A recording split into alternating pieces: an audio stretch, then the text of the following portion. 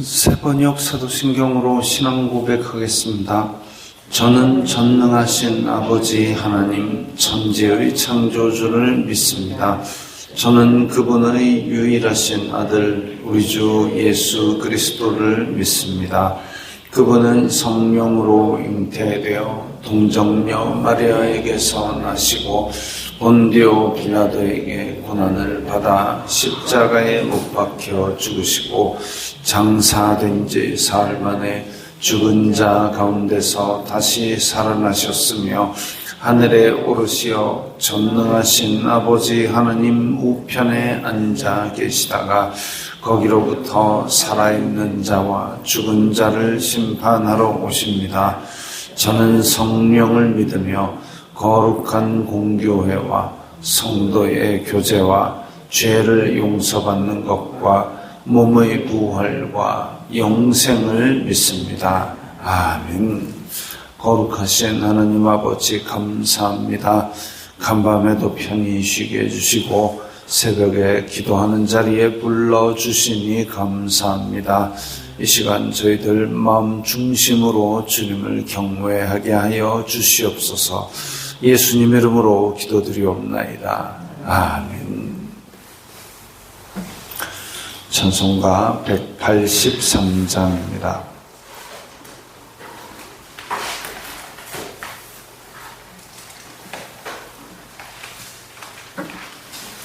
찬송가 183장입니다.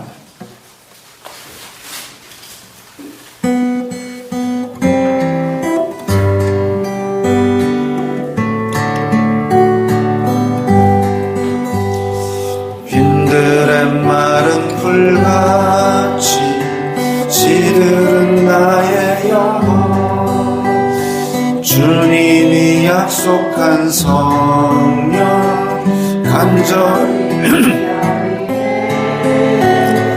가물어 메마른 땅에 단비를 내리시듯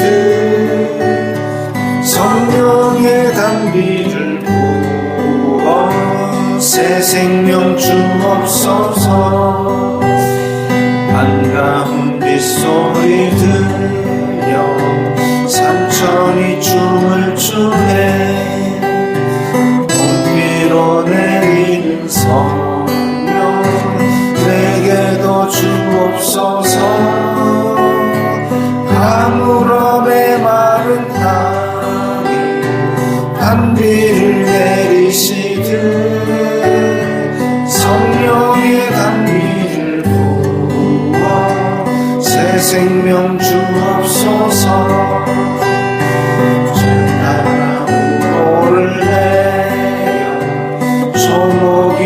무성하니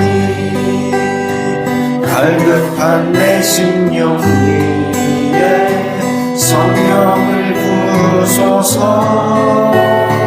가물어 메마른 땅에 단비를 내리시듯 성령의 단비를 부어 새 생명 주옵소서. 참되신 사랑의 언약 어딜 수 있사오랴. 오늘의 흡족한 은혜 주실 줄 믿습니다. 가물어 메마른 땅에 단비를 내리시듯 성령의 단비를 부어 새 생명 주옵소서.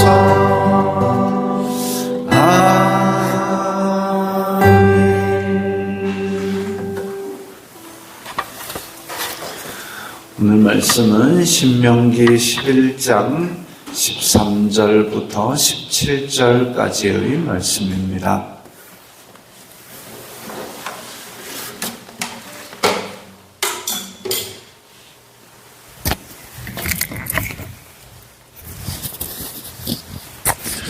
신명기 11장 13절부터 17절까지의 말씀.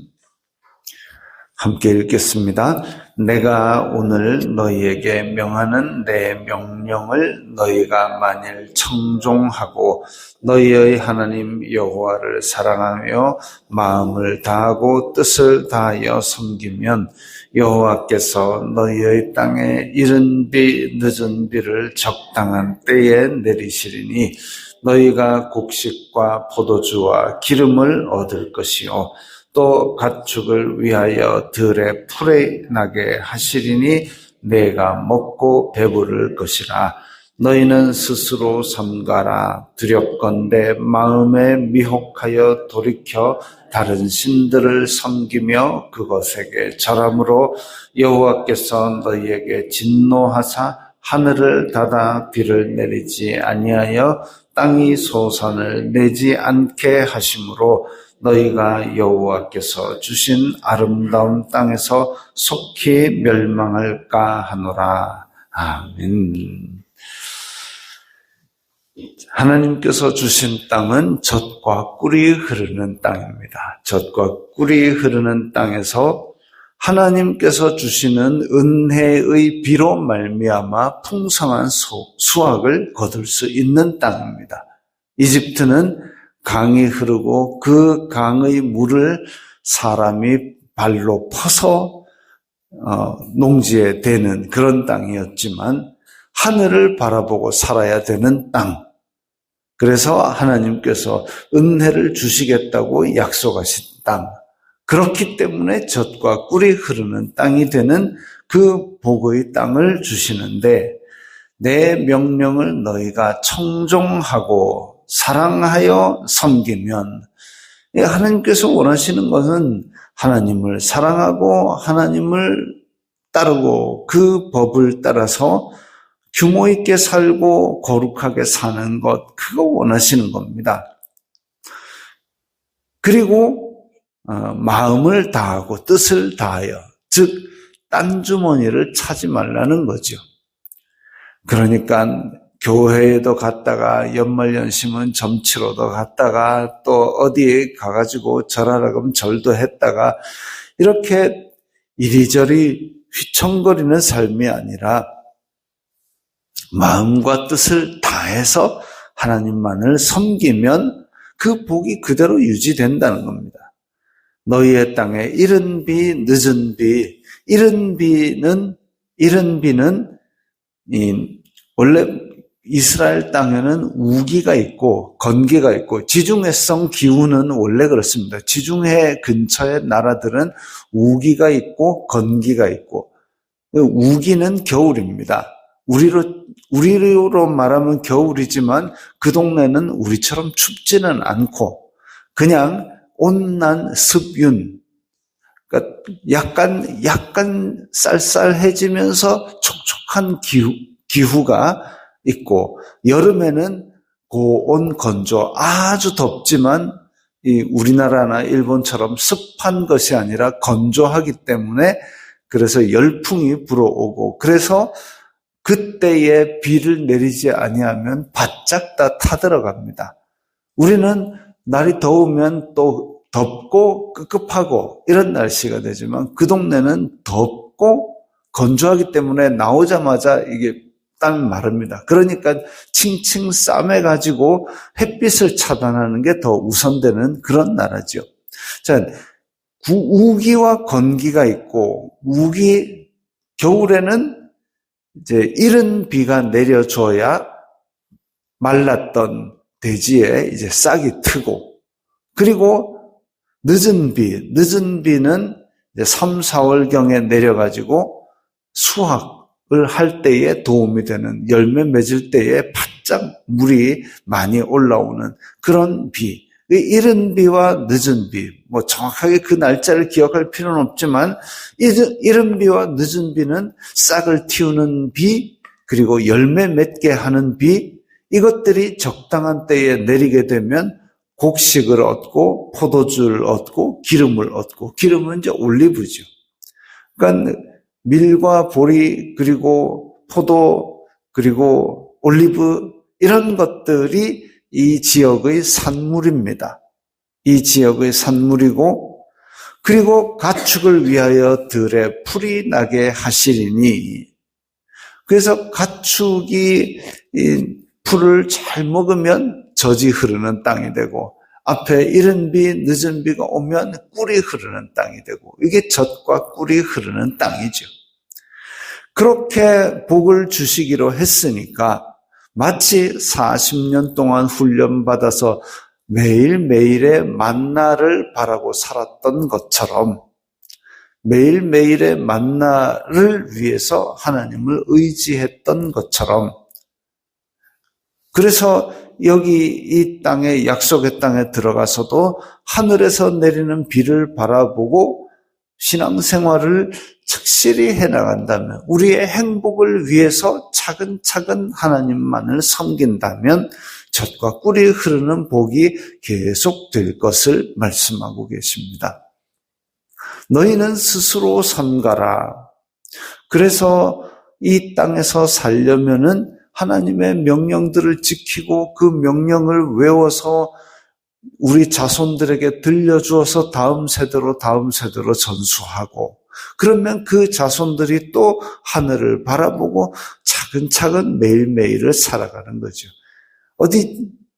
어디 뭐 아주 먼 미래를 위해서 살아가고 이런 거 아니고, 우리는 매일매일 주시는 은혜 속에 살아가는 겁니다. 미래와 과거와 이런 것들에 너무 집착하게 되면 현재를 다 날려버리게 되죠. 그래서 매일매일 스스로 삼가라. 우리는 지금 우리 바로 앞에 놓여있는 일에 대한 결정, 이것에 하나님 뜻을 따를 것인가 아니면 내 속의 욕심을 따를 것인가, 이것들을 날마다 결정하며 사는 겁니다. 하나님께서는 그래서 마땅히 생각할 만한 그 지경을 너무 벗어난 생각을 하지 말라고 하시고, 그리고 내가 뭔가를 쌓아놓기 위해서 부당하게 이것저것 챙기는 그런 일들 하지 말라는 거죠. 만약 그렇게 쌓아놓는데 전심을 다했다가 쌓아놓은 거 오늘 밤에 내 영혼을 데려가리라 하면 그것이 다 네 것이 되겠느냐. 그래서 하나님께서는 하늘을 바라보고 사는 신앙, 만나를 바라보고 사는 신앙, 매일매일의 은혜를 바라보는 신앙, 그걸 위해서 스스로 삼가고 내 지금 시간을 조심하는 것, 이것을 하나님께서는 원하셨습니다. 두렵건대 마음에 미혹하여, 마음에 미혹하는 것들이 몇 가지가 있는데 그중 대표적인 것이 탐욕과 악독이라고 늘 제가 말씀을 드렸습니다. 탐욕과 악독, 그것은 우리의 마음을 미혹하게 합니다. 마음에 미혹하게 한다는 것은 이 마음을 사로잡아서 다른 것들이 정상적인 생활을 하는 걸 방해하는 걸 말합니다. 미혹, 정상적인 생활을 방해합니다.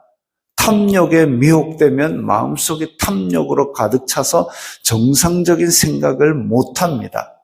대표적인 게 이런 그 사람들이 어떻게 저렇게까지 긁어미질을 하지?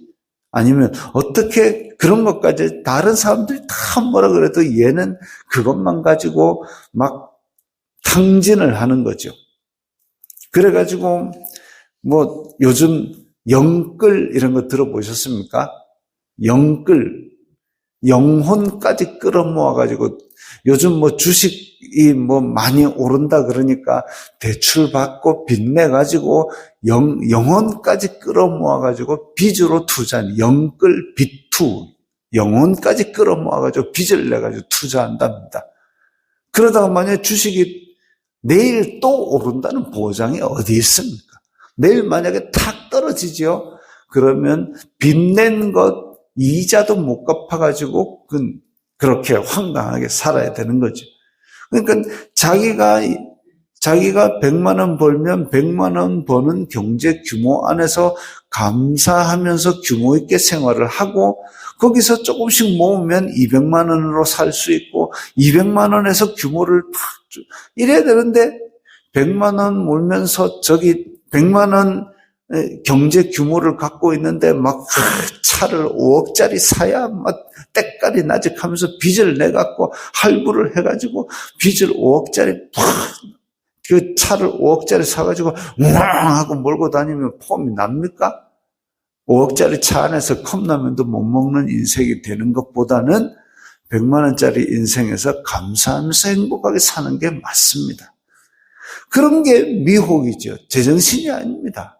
근데 우리나라는 보면 미혹을 당하는 경우를 너무 주변에서 많이 봅니다. 영끌 비투 말고도 어쨌든 미혹당해서 탐욕에 미혹당해서 그렇게 하는 것 말고도 그 악독에 미혹당하는 게 뭐가 있느냐?